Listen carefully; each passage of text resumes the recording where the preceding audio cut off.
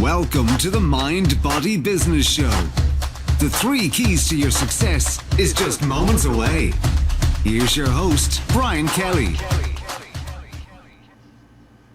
Hello, everyone, and welcome to the Mind Body Business Show. I say this every single show, and every single time it's absolutely true. I am so extremely excited for this very show. We have one of the most expert individuals I have ever met in my life when it comes to technology. And I love the niche that this man is in because it's something I honestly didn't even know existed until just a few months ago. And I'm excited that it does exist, number one. And number two, he has solved a crucial issue for people like you, entrepreneurs, marketers. We are going to get into it and get deep and get ready for a wonderful ride. The Mind Body Business Show. What is that all about? It's about the 3 pillars of success. In my time on this earth, I've learned by following those who are successful, and I realized there are patterns that developed for each of these successful individuals. One being mind, otherwise known as mindset, how to reprogram your mind for better, to serve you better. There's a lot written on the subject, and we might touch on it tonight. Body, it's about nutrition, eating right, exercising on a regular basis, just moving, getting up and moving.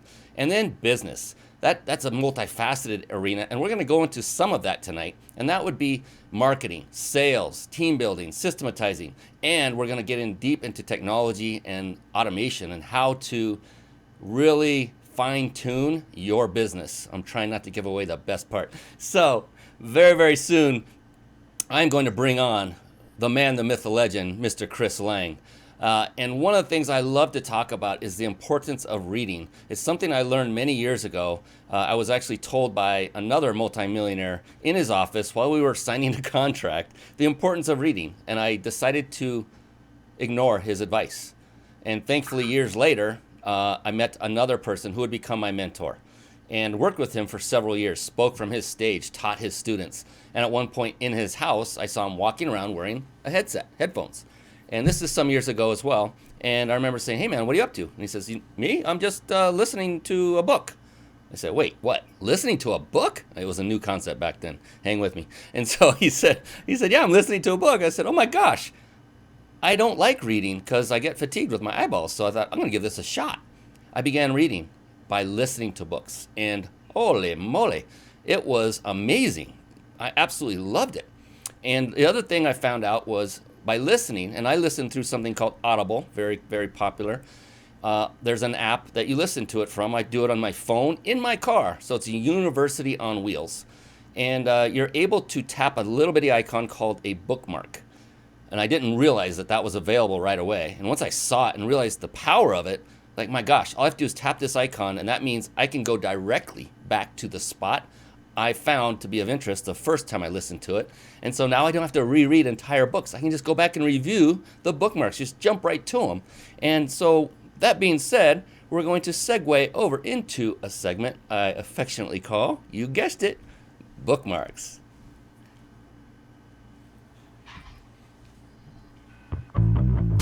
Bookmarks. Born to read. Bookmarks. Ready, steady, read. Bookmarks. Brought to you by reachyourpeaklibrary.com.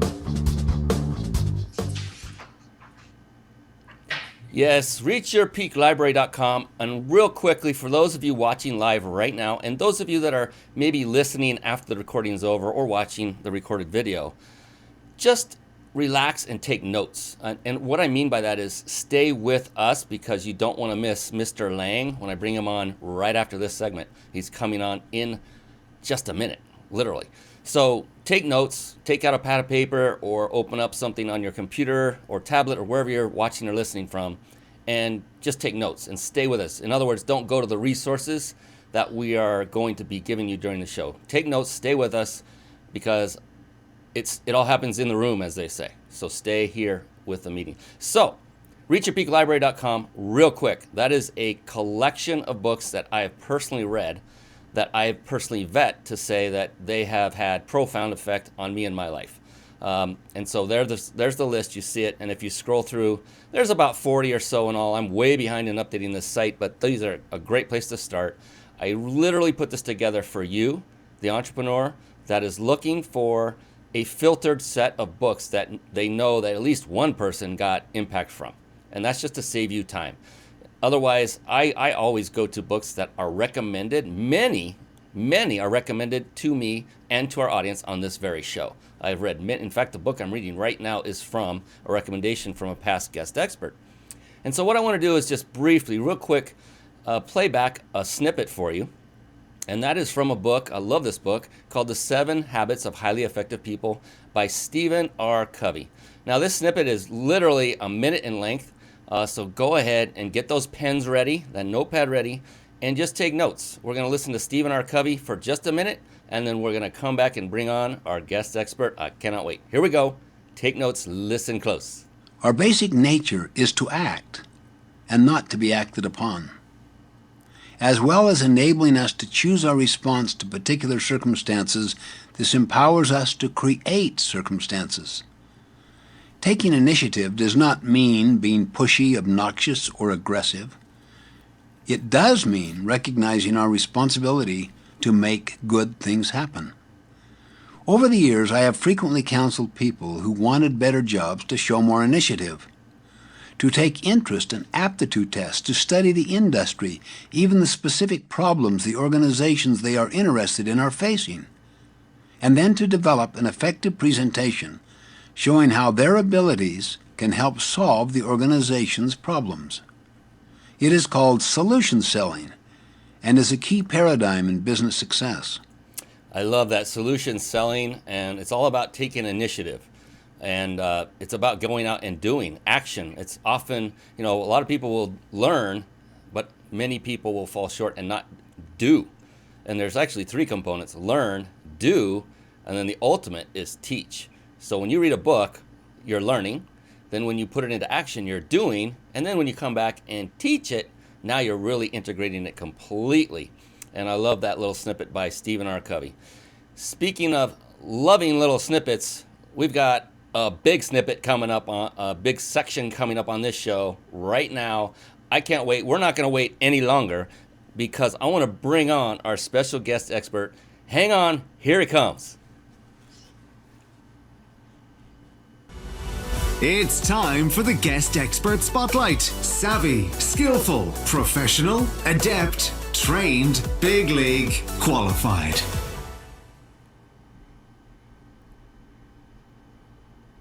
And there he is, ladies and gentlemen, the man, the myth, the legend, Mr. Chris Lang. How are you doing, Chris, my buddy?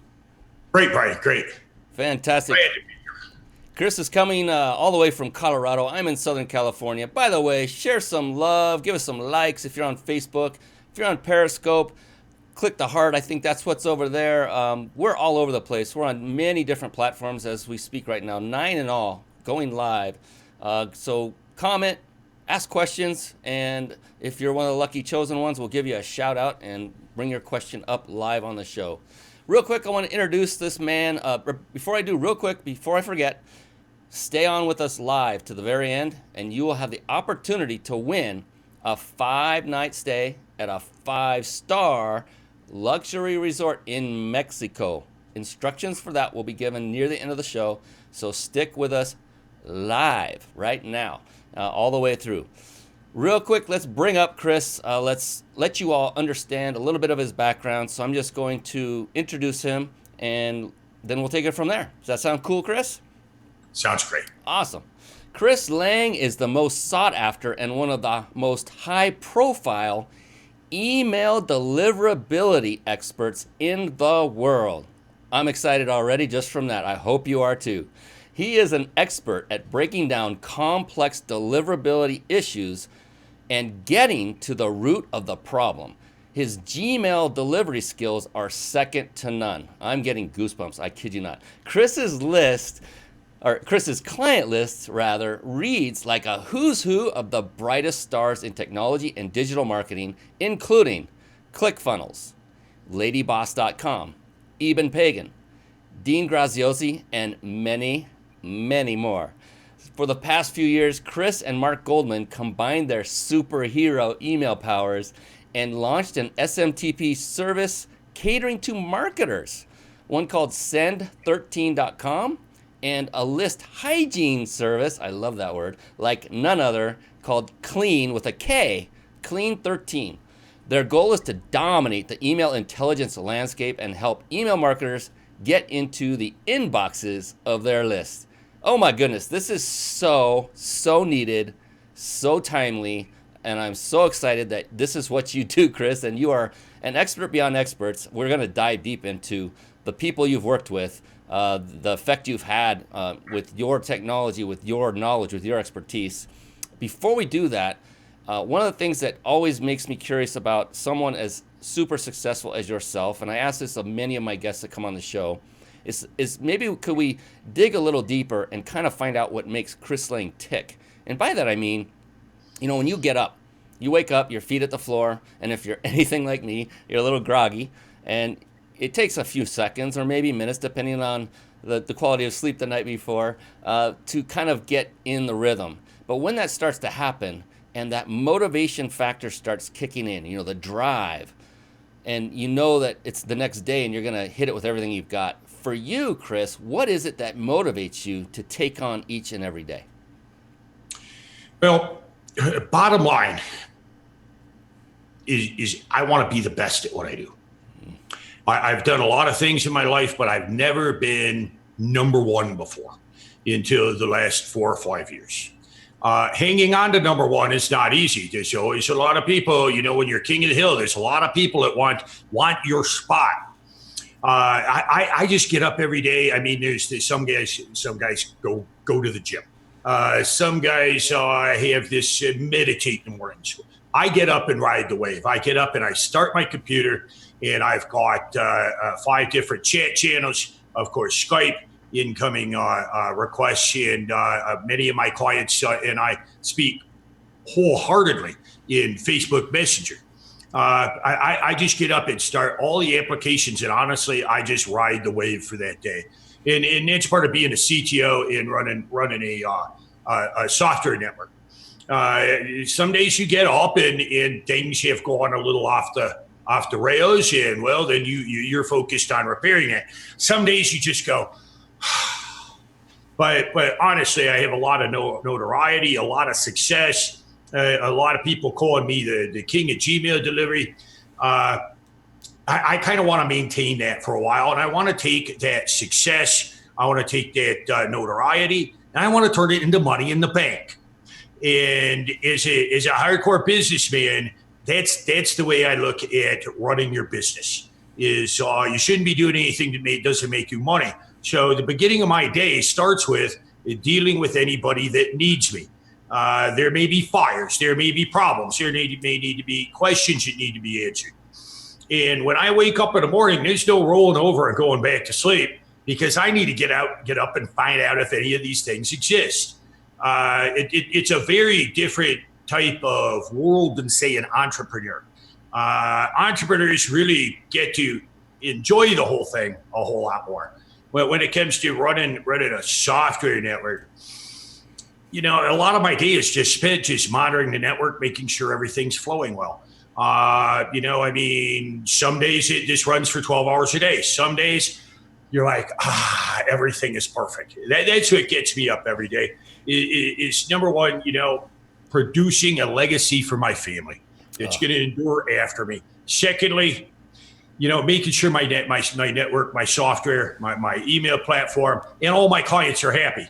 After that's all settled and done, then I get to move on with my day. Absolutely love that.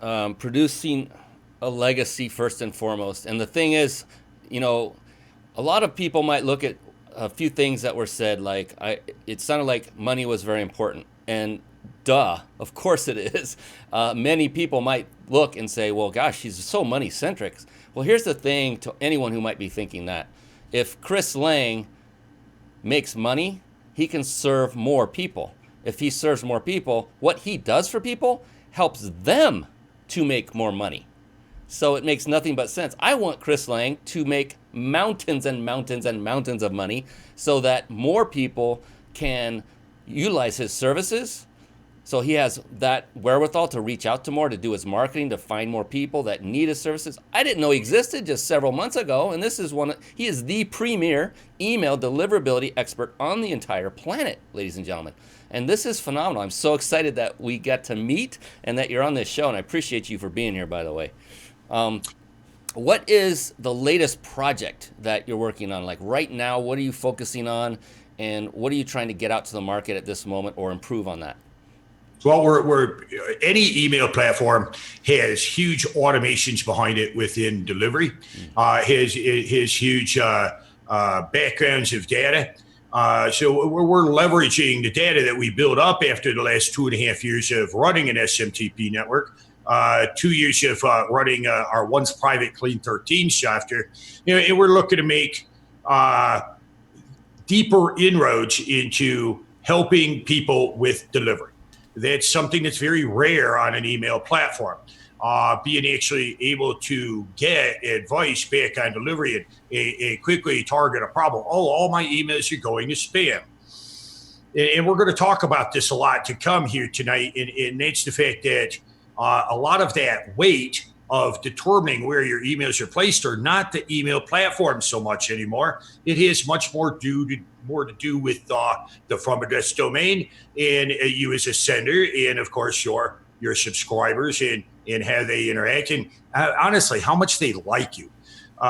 So we're making deeper inroads into proving that is occurring or not occurring to our clients. We don't have users at Clean 13. We don't have users at Clean 13. We have clients, and I deem my $20 a month client to be just as important as the $2,000 a month big sender. But being able to help these people really makes me happy, because there was a lot of years when I started that it was kind of like, you press send and you just wondered where the email went. Now that I know where it goes, I can actually help people. So there's a good point. I'm not so much a money hog. I'm after freedom, and I'm after the time to be able to help people. We're trying to build more automation into our email platform to be able to give people that feedback, and them to be able to contact support, and support quickly give them documentation that shows them the truth. Fantastic. Goodness sakes. I've got writer's cramp already. I am actually taking notes. So for those of you that are watching and listening, I implore you to do the same thing. Yes, this is a recorded video after it's over, and I have it, and we can always go back to it. But writing notes is a very powerful thing to do and get in the habit of. But my goodness, leaving a legacy, you said it a couple times, you love helping people. And you said that helping people makes you happy. And that's what I find as one of the common denominators of a successful business person. Successful people love to help others. Are there successful people that don't care about others and wouldn't help them? Yes, of course there are. But the ones that come on my show all tend to have this wonderful heart of loving to help others. And I'm so happy that you do what you do, Chris, because there's a bit of controversy brewing that's been around a while. And we're not talking anything deep, but it's that of text-based marketing against email marketing. In other words, email marketing, I keep seeing it all over the place. Email marketing is dead. All your emails going into spam. Well, that's why we have Chris Lang here to show us how to keep it out of there. And it's not deliverable. Nobody reads it. Nobody opens it. Well, I don't think that's true. I know individually, I know personally, people that still utilize email lists primarily and are very, very, very successful with it. And so wanted to put that out there. What has been something that you've encountered along those lines as you're promoting this service and providing this service to others who might be suffering with their email deliverability? Well, certainly. I mean, this is the way I think about Gmail. Gmail is very different from any other email platform. And Gmail has really exploded within the footprint of your list. If you haven't looked into that, you definitely should. But let's talk about how I think about Gmail, and I call these things Chris Lang mind experiments. It's an easy way not to talk tech, but to kind of get across how I view email as a very machine learning based algorithmic environment. I'm going to be going deeper into such later on. I've actually got some secrets, a secret speech that's coming later this year that's going to be rather interesting. But let's talk about Gmail, because right now, Brian, Gmail is having a sales contest. Did you know that? No. Okay, so first place, it's the primary tab.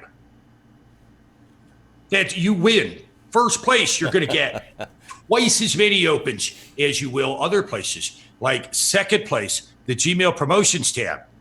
The Gmail Promotions tab, second place. Know what you get when you go to Gmail Promotions tab? A set of steak knives. Third place, Gmail Spam folder. At this point, Gmail has basically fired you as the salesman for your own product. And this is how I think of Gmail. It's a sales contest. You've got to be the great salesman that gets to the primary tab. You don't want to be in the promotions tab. And many times you'll climb out of the spam folder, as many of my clients do, just to end up in the promotions tab, which is darn near just as stiff. Don't want steak knives, do you? Nope. Great analogy. I love it. I love it. Yeah, and the thing is I didn't realize. So I've actually encountered and found that my emails aren't making it through more often than not, and it's like really discouraging, because these are people that literally opted into a list, organic. They came onto my website, they put their name, they put their phone number, some of them, many of them, and their email address, and they still don't get my emails delivered to their inbox, which drives me nuts, because it's getting harder and harder to get it to their inbox. And so that I would imagine is something that you are expert at helping to improve for those that are doing this for business. Certainly. I mean, within my private business, I'm an email delivery consultant as well. I only take on clients that are in Gmail spam, because the value that I can return in that position is 10 times anything else. And it's far easier for me to fix spam than it is all the other variables that could cause placement in the other two tabs, primary and promotions. But let's talk about what Gmail's doing to define the space before we go any farther. So you think of your list as your list. You own it. These people opted in. They are your people. The way Gmail looks at it is these are really their people. These are their Google users. These are not just Gmail accounts. They're Google accounts. They connect to Google Docs. They may connect to YouTube. Certainly you're seeing, unique customizations for over a decade now in Google search, again, connected to who you are in your Google account and your likes and preferences. The Google array is vast. We used to call it the Google grid. It was so large. There are so many applications. But these are Google's users. You're just renting space in the inbox by being a good salesman. And you really have to look at it that Gmail doesn't think of this as being your list, even though we all do. I certainly do. I worked hard to build a list many times in the last 20 years. But Gmail doesn't look upon the fact that you have permission as permission to be in any of those three various tabs or folders. You have to make some effort to get there. It's not like the old days where email was easy. You either went to the spam folder or you went to the inbox. Today, you may go to the inbox one day, you may go to the promotions tab the next, you may be in spam another. In fact, that mind-bending moment when I came to see that Gmail is not a static set of filters, but highly algorithmic and predictive. Once I started to think about that, then I knew I had to be back in the email business full-time, and I had something new to say that nobody else had talked about. Fantastic. And we were talking just before we came on live. You and I were talking back and forth, and I wanted to bring up another thing that I thought was very, very interesting and intriguing, and that was something that related to a recent launch that you were talking to me about a couple of main big websites, but one in particular, mastermind.com. If you wouldn't mind kind of going back over that with our audience and letting them know, what the mindset was going in, and then who's involved, if it's okay with sharing. Sure. And it's public information. And then the results that came from the end. What happened? That would be phenomenal, because it blew my mind. This is amazing stuff. It really surprised me too. So Dean Graciosi has been a client of mine for 2 years. Together, his team and I learned a lot through heavy split testing and ESP level software analysis, testing mostly the Gmail Promotions tab. A lot of what we know factually about the Gmail Promotions tab came from my work with his team there. It's a great team, smart guys. At times they challenge me, which makes me better. So we were coming into the mastermind.com launch, and I was not exactly the hands-on guy with delivery. I was, what I truly am, which is an email delivery architect. So we changed some things about the way the email launch was going to be handled. Now, we already had Dean in great shape. Mastermind.com was a rather new domain. So we made some adjustments. The launch went extremely well. When you talk about email being dead, this launch was 100% based on email.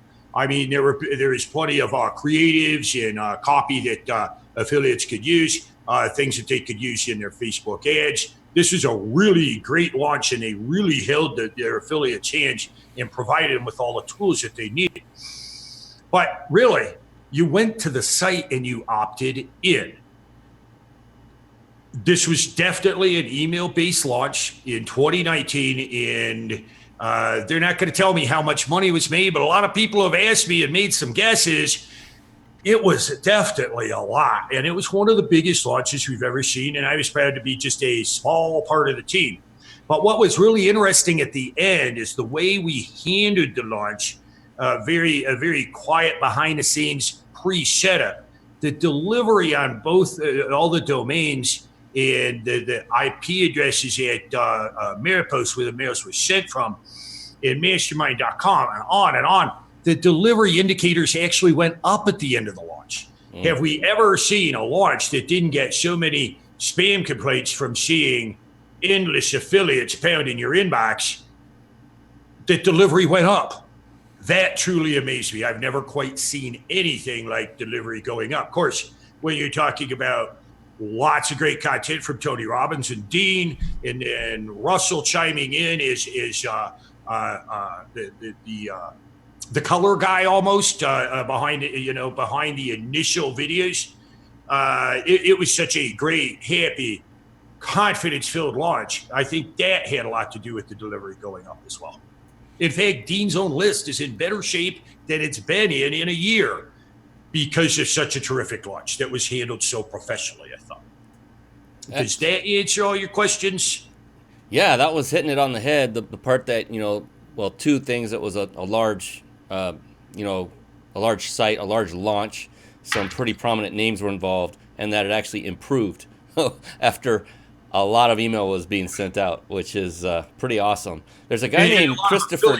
Pardon? A lot of affiliate email. This is where complaints come from with mailbox providers, as we call free email box providers, mailbox providers, Gmail, Microsoft, AOL, Yahoo.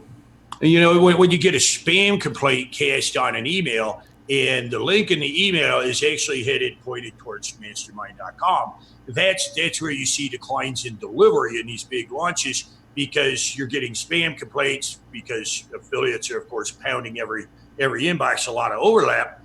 When that domain appears through whatever redirect link, etc., Gmail knows the destination. There is no masking your links and Gmail not knowing where the actual link destination is on a click. That usually hurts the domains in question. And mastermind.com being a new domain, and its reputation actually rising in measurement with my software, that's truly amazing. That's cool. Thank you for further clarifying, because that even makes it more remarkable. Because I know from experience using links like shorteners and things where things just don't get delivered as well as they normally would. Like Facebook itself will filter things out, and you won't get as much visibility. We have a gentleman by the name of Christopher Diltz who's been watching, and right at the onset, he said, Chris Lang is the Yoda and Obi-Wan Kenobi rolled into one of email delivery for marketers. That's phenomenal. And then he does have a question, so I wanted to pose that. He said, what about the updates folder He said so many of his emails to clients end up there too, and they are not being opened. Sure, and great to hear from you, Christopher. Great question. So Gmail by default these days comes with a primary tab, a promotions tab, in the spam folder is actually buried down in the left side. You actually have to expand to find it. That's a dangerous situation. That's not really something we've seen before. But when you enable more tabs than the default 3, you may see some spurious placement across them. Well, the way we look at things, Christopher, is most civilians, okay, us marketers, we're a little different. We tend to try to be more organized, and we try to try all the options to see what's there and how things work. But what we're talking about here is civilians. When civilians use software, they never change the defaults. So I go on the assumption that all of my subscribers are only using the primary tab, the promotions tab, and of course, Gmail has the dreaded spam folder waiting for us. Now, why they go to these different folders, I don't think is something you really have to worry about, because the largest part of your list that is using tabs and may not have turned off the social and the promotions tab, they only have the 3 that come by default. And I wouldn't waste a moment worrying about placement outside of primary, promotions, and possibly spam folder appearances. There you have it. Awesome. I mean, nobody knows better than Mr. Chris Lang for sure. And that's another thing is, we want to make sure every single email we send is always read. And I don't think that's ever going to be the case unless you find another glorious machine learning or AI approach to make that happen. I love your advice not to fret if it's a few for sure. Definitely. My goodness. I wanted to dive a bit deeper. This is just me talking because I love this stuff. Is into your service called Clean 13, if we might. Could you give our listeners a quick overview exactly what that service does? And I'm just gonna shamelessly plug on your behalf to give you the opening to plug. Why would people want your service? What type of business owners is this targeted for? Those kinds of things. If you wouldn't mind expanding on Clean 13. Well, to begin with, my partner Mark Goldham and I had built Clean 13 2 years ago. And we never built it with any interest in making a public self-serve application. We built it because the other services that we were already using for our big ticket clients, and believe me, Mark charges a lot more than I do. And we felt that we were just not serving our clients well enough, having them use other services. So we built Clean 13 privately for our own use. We never built it to make money off of. And we became so busy doing list scrubs privately through our manually available software to Mark and I, that Mark finally said, I'm just going to make the thing public. So, Chris, you could get back to being a CTO and running our networks like you're supposed to. So we opened the thing up as public beginning of 2018. We feel it's the most evolved list scrub software there is. We own an ESP, so we have a lot of data and a lot of knowledge coming back to us. So what makes you Clean 13 unique? That's what we really have to get to here is, so many of the list scrubs, especially less expensive ones, tell you that you've got good, bad, and maybe. So we don't tell you that anything's good or bad. We give you 13 different segments. Oddly enough, Clean 13 segments. So we tell you what the email address is made of. And then you can go on to make decisions whether or not you want to use that segment or not use that segment. Certainly, here's a real big heads up, and this is something no one has probably ever said publicly, and I'm just now going to start saying it. Removing non-engagers is not scrubbing your list. Why? Because spam traps, bots, and possibly undeliverable email addresses that somehow don't bounce out all engage with your list. They open emails. Spam traps open emails. Spam traps click links. Otherwise, how do they know to blacklist the destination link in an email that they feel is spam? So removing unengagers, well, of course you need to do that. It lightens your list, it saves you money, and you send faster, and it makes Gmail happier with you. I think everybody has run into at some point being told by the compliance department, if you haven't already done it at your email platform, you need to remove some unengagers. You can't be mailing people that haven't opened an email in a year and a half. But that's not scrubbing your list. And most people think that, oh, spam traps only register a ding against me if they get an email from me.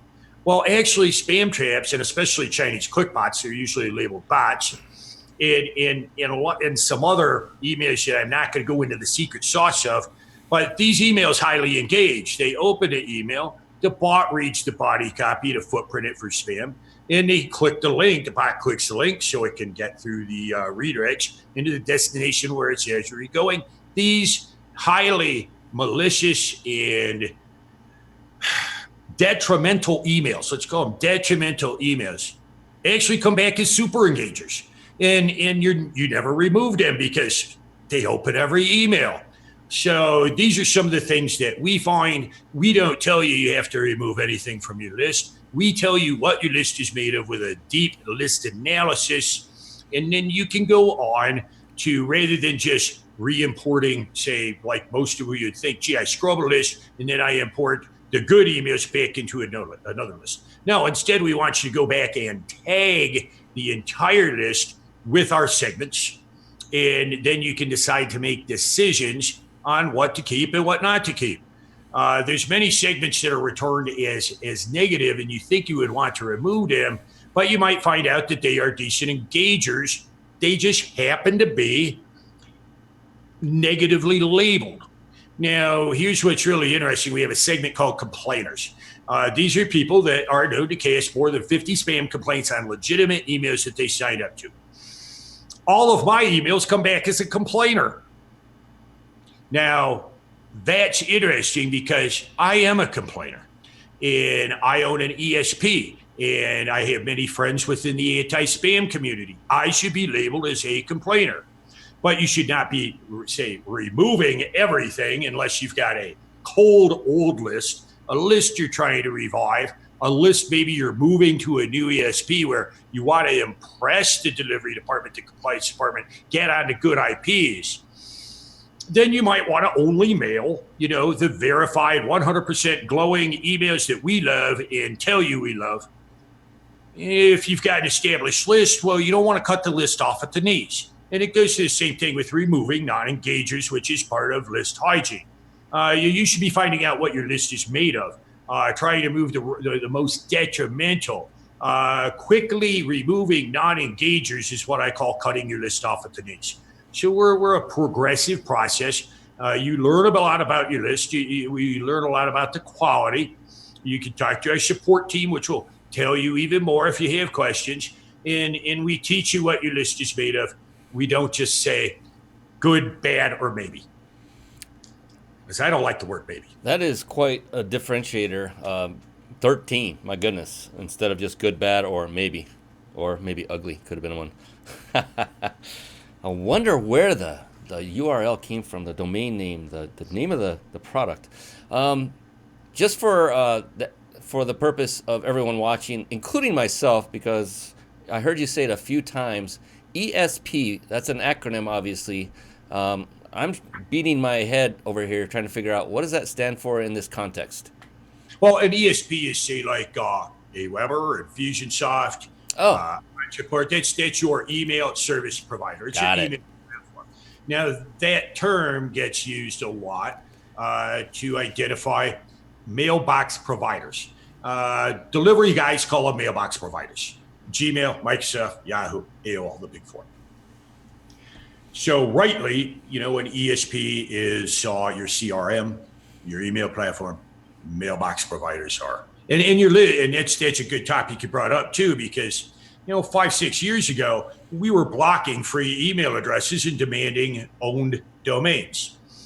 And nowadays, your list is 90% free email providers. I mean, the game has really changed in the last 6-8 years. It certainly has. I've noticed more and more people are starting businesses and sticking with a Gmail email address instead of utilizing their own domain name to continue the branding, which baffles me because it's not difficult to brand your company or, using your email address. And it used to be, not long ago, frowned upon. And I would do that. I'd get a business card, and it's a legitimate business, and I know it is because I'm talking to this individual. And then I go down to the email, and it says Yahoo or Gmail or something else. And immediately, their authority status in my mind dropped a couple of points. Exactly. But that's not so much the case anymore because it's just everyone seems to be using Gmail, and they throw in their business name in, before the @ of their email address. And it seems to be more and more accepted these days. And I see more and more prominent individuals that are successful using them. And that's my measure, right, of success. Yes. Thing right here. The two most used email apps there are. 60% of email being read on a phone. The two biggest apps are neck and neck, that being the iPhone and the iPad default mail app that comes with the machine, and the Gmail app, and of course Gmail in the browser. That's what has made the change. Is these apps are very powerful. They're free to install. You don't even have to configure them. You just put in your username and email, your username and password, and there's your app on the phone. You're familiar with it. It's free. The spam filtering and organizational features are highly featured. I'm a dinosaur. I mean, I still run on my 17-year-old domain, keywebdata.com, and I still use Outlook. But then I need Microsoft Office to be able to run my business. I need to be able to open a million records in a spreadsheet. So I pay $100 a year for Office, and I've been using Outlook forever, and I like to divide the two. I'm kind of a privacy nut too. I really don't trust free applications with the ability to recover my password, etc. So I certainly use Gmail for a lot of things. I was a beta tester in 2004. I was one of the first few people with invites. Wow. But when it comes to my email, I prefer it not be on my phone. It sits on my highly secure desktop at home behind a hardware firewall. I'm not really interested in carrying a phone around that has my life in it until I can manage to possibly shut the Google account off for the phone.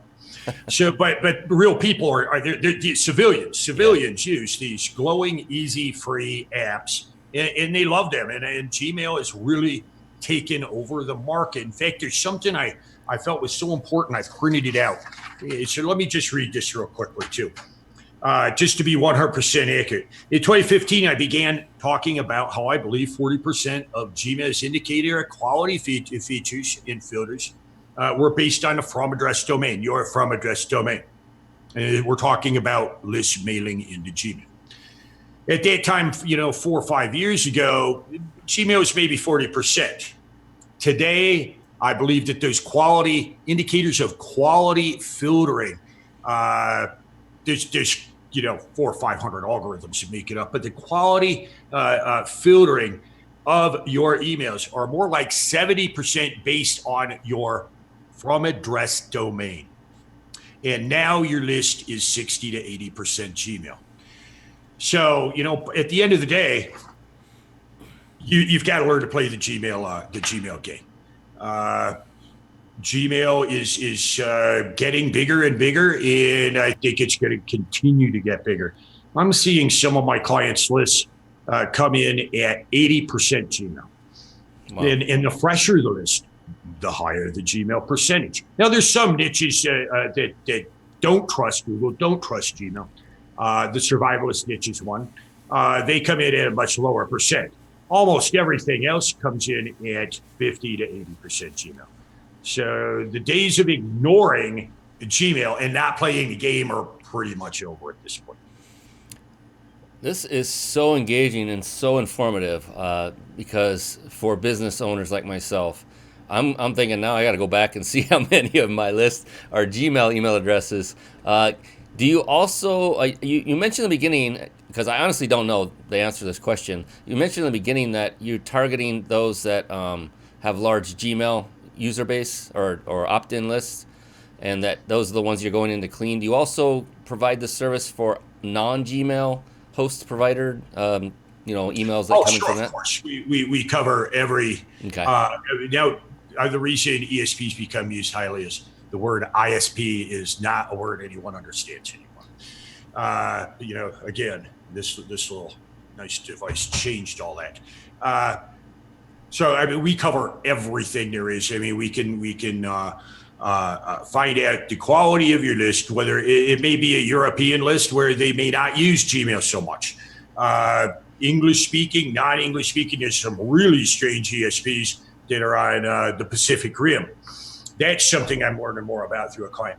But wherever your list is at, and this is, again, one of the strengths of Clean 13, and one of the reasons we built it is we want to be able to look deeply into these free email networks, these free mailbox providers, and be able to tell you about your list that's on free providers. Now, a validation service, they can't validate a free email address. I mean, Gmail has Gmail. It's going to validate. There's no records to look up and tell you that it's real. Validation means that we look to see if the domain has email on it. If it does, it's a good address. And that's just not the way it works anymore. You've got to be able to find, malicious emails. Lots of bots that opt into your list just to send you spam back, things like that. So we have lots of data we've built up over the last 2.5 years. And, basically, we talk to Gmail and they tell us what's going on. And I think Gmail likes us to remove absolute garbage. Things that for some reason on your, the biggest weird segment that I find, Brian, is emails that are undeliverable that do not bounce out of your list. That's a really strange segment where we have some theories as to why. It's not something we could talk about, but finding these emails that do not exist and are just hanging around. At times, here's a good case in point. If I don't log into my AOL account within 60 days and possibly and or not use my email segment, let's just say I don't log into my AOL account in 60 days. It's a known fact that AOL will turn my own inbox into a spam trap within 60 days. Huh. Knowing that these occur, and knowing that you don't want to remove 60-day non-engagers, you want to keep your non-engager segment around 6 months to 4 months, depending on what is the sweet spot for your list. I think that every list is different. But, if at 30 days, my AOL inbox has become a spam trap because I opted in 60 days ago, you probably want to find that out and remove that email address and not continue to send to an abandoned account that has been turned into a negative indicator of quality and some small percentage of a ding against your list. And that's what's really important, is finding these abandoned free email provider accounts and getting rid of them, or at least suppressing them. Certainly if your delivery's bad, well, you want to find out all the lowest quality 12 possible segments, and you don't want to mail that for a while, and you just want to mail the verified to get your delivery back up and get back to the inbox. The idea that you have poor delivery and that you need to dump everything that you're doing, move to another platform and get another domain, that's just ridiculous. You want to rehab what you have because your time frame to rehab is going to be much less. Fantastic.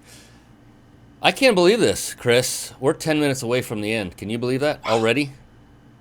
And that's what happens when you're having fun, right? That's great. The more talking you do, the more value people get. It's more you than anything. I appreciate this so very much. I wanted to touch real quick on, we started a little bit in the beginning about talking about texting and emailing. And I am a believer in hitting any and all avenues that work, period. I know email marketing works. We're learning why right now and how to make it work better for you. I know text marketing works. So I use them both. And, having a service like Clean 13 just makes it that much more powerful. I'm always about optimizing and improving and hitting, if another channel comes up, another marketing platform that's different than texting and email that becomes prominent, I'm on it. Regardless of what the naysayers might say.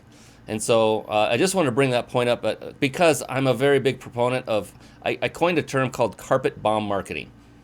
And basically, you got it right away. I can see that. It's saturating your market with your message just by, and we'll use the analogy of planes dropping leaflets, not bombs, with the information, as they used to back in the war days, drop posters and things. And, it's about getting your message to the market that you're looking for, but saturating every nook and cranny of that market that's beneath you as you fly over. And that's what I'm talking about with mail, email, and texting. And, there's Facebook Messenger, another one, very super high deliverable. Stats have shown it's number 2 behind texting. And now with email being still probably the most important list and most, valuable list that anyone can own is still an email list. Is that correct? Certainly. Ryan Dice said something out the other day. And I kind of want to use you on the show, but I do want to certainly rip off the source. I mean, it's public data we've heard of. Ryan Day said that the 3 or 4 days ago, if you're on his list, you can probably find it in your inbox. The average American gets 140 emails per day. And he said that, your job is cut out for you. He also said that for every dollar spent on email marketing, it's by far the highest ROI at $45.20 some odd cents. And if Ryan Dice says that with all the data and businesses that he has, it's absolutely true.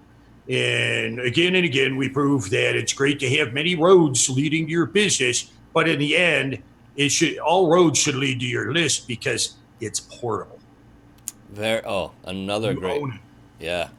And I'm always a person that dives into the details. So I just real quick, if you could take someone through the process like me. So we have an email list. How do we extract it to get it through your service for the quote unquote scrubbing with the 13 segments and then get it plugged back into or have those cleaned out of our list? What does that process entail? Do we export and then upload and then all that? Or is there integrations involved? How does that work real quick? Well, certainly it depends on the email platform. Okay. One of the best things that, say, ClickFunnels and Genetics ever did was give us a nice global unsubscribe, easily usable feature. Now, that would be that platform. Aweber has suppressions and segments, just like MailChimp or GetResponse. Now, let's say you're on a platform like Infusion. And we're all talking about existing lists where you're not moving somewhere else. Mm-hmm. So what you want to do is you want to export the email address. That's all we really need. Okay. Now some platforms like, say, Infusionsoft prefer a customer ID as well. Now, if you're not moving, you want to export those email addresses into a CSV file. Okay. Upload them to your Clean 13 account. Depending on the size of the scrub, it runs very fast to very differently. But now if you have the option to tag emails, like a modern email platform, a one list with tags type platform, you want to run the list and then use the email address to tag the emails with one of it will be returned with one of those 13 segments right next to what you uploaded. Interesting. And so that's kind of the problem. You need to know the email platform that you're on. And if you're unsure, you can always just speak to our support team in live chat, 9 a.m. to 5 p.m. Eastern, Monday through Friday, right in the app. And if they don't quite know the situation, they'll ask me and I'll tell them. So you want to know the email platform that you're on. Okay. Are you unsubscribing? And it's different for each email platform, so we can't say one size fits all. Secondly, if you are moving the list, then you want to give us what you want back. If you have first name, last name, phone number, address, whatever in that row that you need associated with that email address, you want to upload that along with it so that when we tag all of these emails back to you in a CSV, that it's that you have all the data associated with each other. Yeah. That would be if you're moving the list, importing a list, reviving a cold list, whatever. At sometimes it might be better, depending on your email platform, to import segments of what we return. Email platforms are different. Some are more evolved. Some are catching up. Some are a little stingy still with the ability to do this. But most modern platforms allow you to tag emails, so you should export the email address and then use, based on the email address, tag the emails currently in your system. And then you can decide to mail certain segments or not mail certain segments based on the tag. Is that clear enough? For me, totally. Confusing concept unless you've done it hundreds of times like I have. Yeah. I totally. I use a white label version of Active Campaign I call Peak Connector, and it does that. It gives you the ability to tag and does a lot of phenomenal advanced features. I was an Aweber client for over a decade, and then I kind of by accident stumbled on Active Campaign as a client of someone else. They used it. I looked at it and got to using it and said, "Oh my gosh, this is amazing!" So I did that. I switched over some time ago, and it's my number one go-to automation platform that everything else feeds into and out of. It's amazing. I've been with Aweber since day one, 1999. But then again, I'm a broadcaster. I don't do heavy automation. I send broadcasts to my list. It's just my old habit of how sending email to your list worked starting 20 years ago. And that's just how I run my thing. I don't have a lot of follow-up. I don't even know what I would tag people in my list with. But certainly, I mean, Aweber is still a very viable, easy-to-use platform. Yeah. Some people want to go to the great lengths to learn automation and really love it. And honestly, it was Ryan Deiss's platform or product about 5 years ago called The Machine that changed everything and taught people about automation. Sweet. That was where everybody moved in that direction. And this broadcasting email is still the key. You've got to mail the large bulk of the list. And not use too much follow-up. Otherwise, certain emails that should bounce out of the list are hanging around. And then you go to launch after not mailing the full list for 3 months. And all of a sudden you're mailing a lot of emails that simply don't exist or the inbox is full. And your delivery goes to heck and say Active Campaign is unhappy with you. So you've got to broadcast the list just to keep it clean through the mechanisms that are out there and have been for 25 years in email to remove non-existent emails. Yeah, I totally agree. You need to have discretion when emailing your list. I use it I don't like email time after time after time. I make them interactive, and I actually tell them, if you've already completed that step and I just made a mistake, please click the red button below to say you've done it. So I'll quit bothering you. All you have to do is click the button. And and I only follow up a maximum of 4 times on any one subject, waiting for them to do an action, and then I'm done. I say, this is the last time I'm going to bother you. I don't even leave the button there anymore. Say, if you don't want to respond, I'm cool, and I word it better than that. But yeah, so you just be intelligent about how you do it. Automation is just, that's my forte. It's the bomb. I love it. I'm a geek. We need to close this bad boy up. I cannot believe this. And on that note, we're going to shift gears into a question that I love to ask all of my guests. It's quite a gear shift because I'm going to ask you a very short question, Chris. And the cool thing is your answer is most likely going to be unique amongst all previous guests that I've had. It's amazing. Up till now, at least till now, no two have been the same, which I find quite intriguing. I envision at some point there will be a match somewhere, but it's really neat. Before we do that, I wanted to really quickly remind those still watching live, thank you for hanging on. We've got amazing guests, as you know. Chris Lang has just been pouring out the value about email deliverability. He's a genius. To enter to win the 5-night stay at the 5-star luxury resort, and you're going to love this, Chris. It's sponsored by my good buddies at powertexting.com. Yes, Jason Nash, Rhonda, amazing people. Yes, he's applauding. I love this camaraderie. So I'm going to bring up on the screen real quick how you can enter to win. So there you have it on the screen. The quickest way is to simply text on your phone, and you don't have to pull away from watching the show if you're watching on a different device. Either way, you now have my permission to go ahead and do this right now so I can monitor the entrance. So go ahead and text the word peak, that's P-E-A-K, to the phone number of 661-535-1624.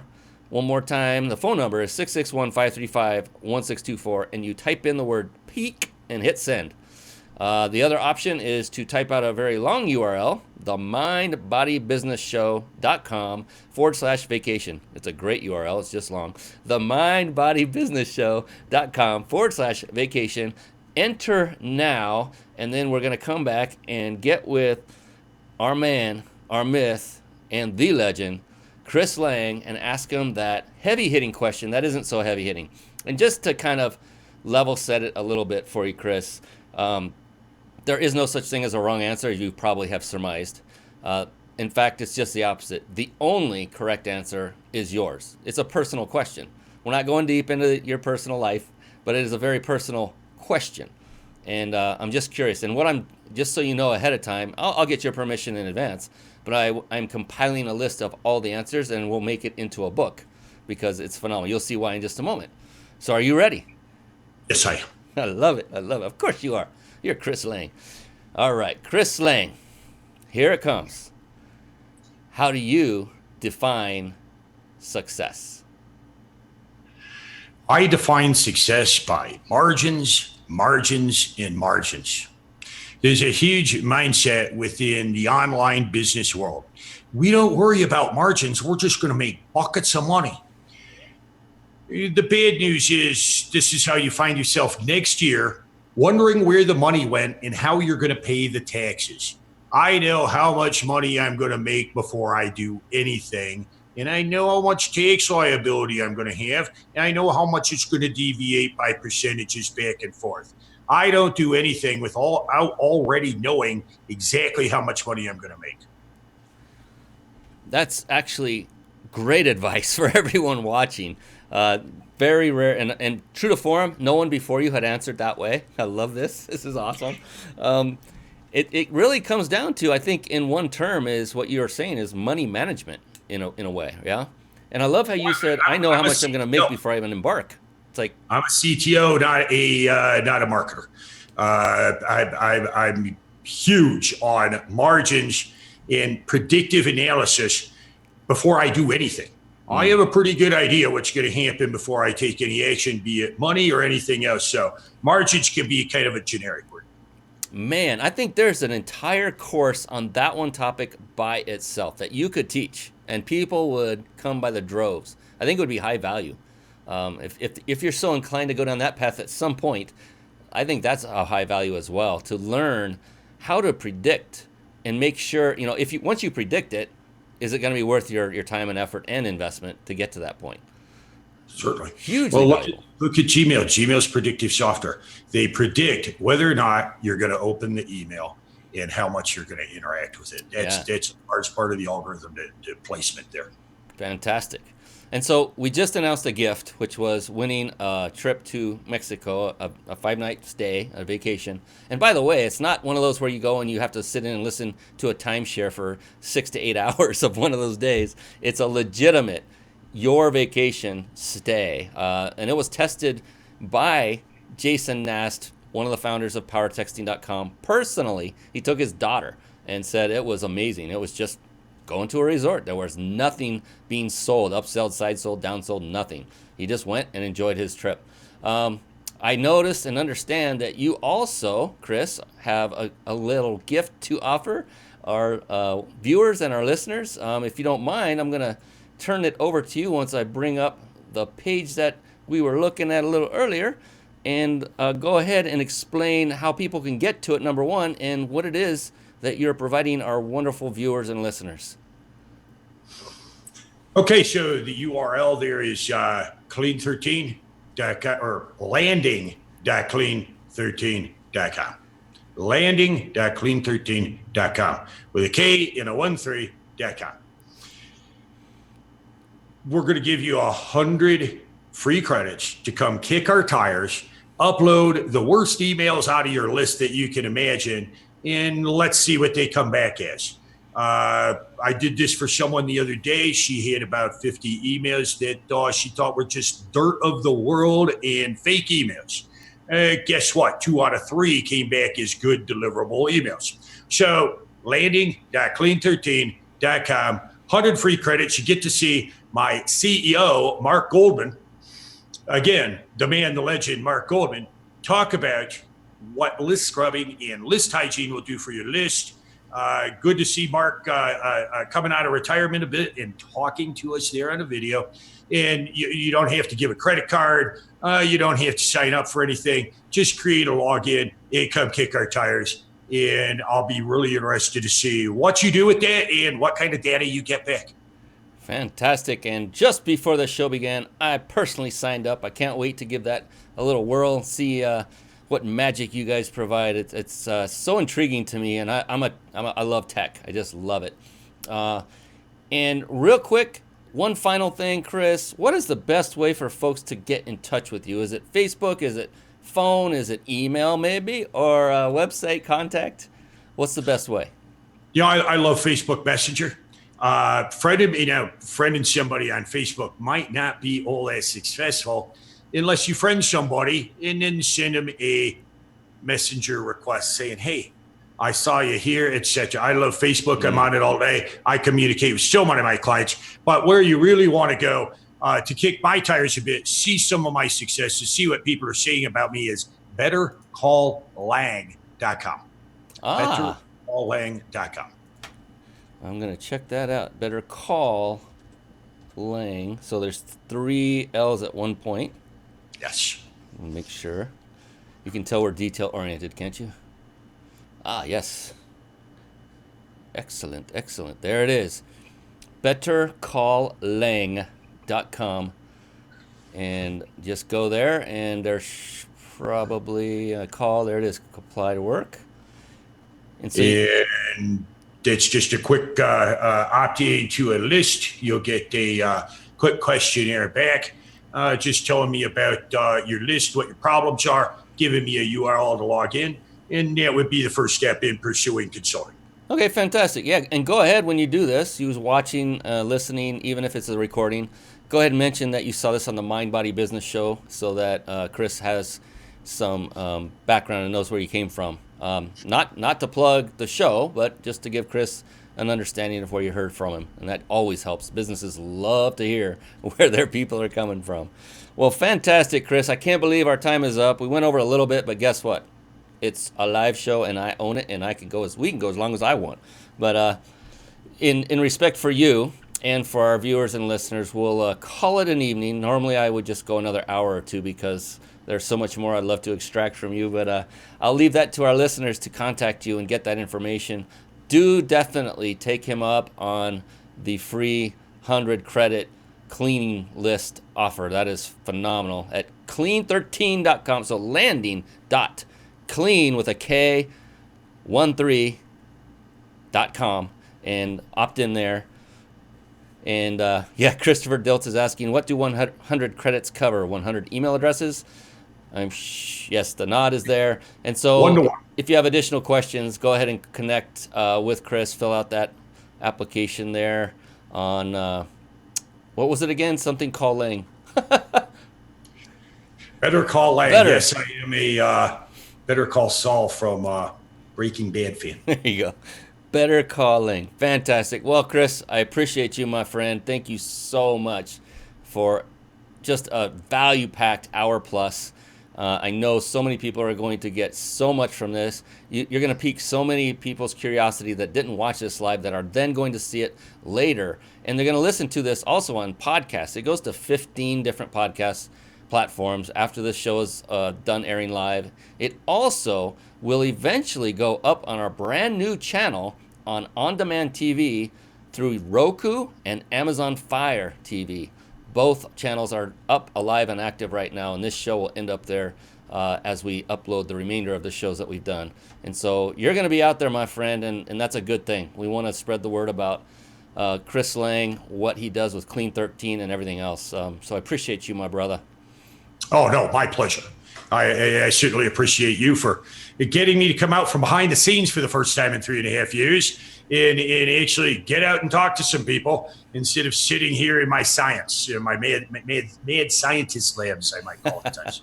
Yeah, your information and your talents and your experience deserve to be shared and known and enjoyed, because what you do is just going to help the bottom line of anyone who employs your service.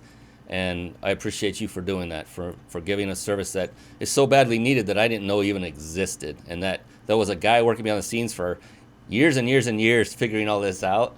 Fantastic. I'm so excited. Thank you, my friend. And for all of you watching and listening, and let's give a big hand for Chris Lang. Thank you, my friend, my sir, the man, the myth, the legend. I'm just so excited that we had this show. I still have goosebumps under the jacket. I kid you not.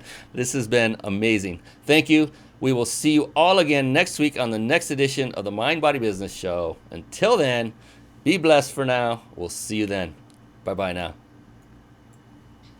Thank you for watching and listening. This has been the Mind Body Business Show with Brian Kelly.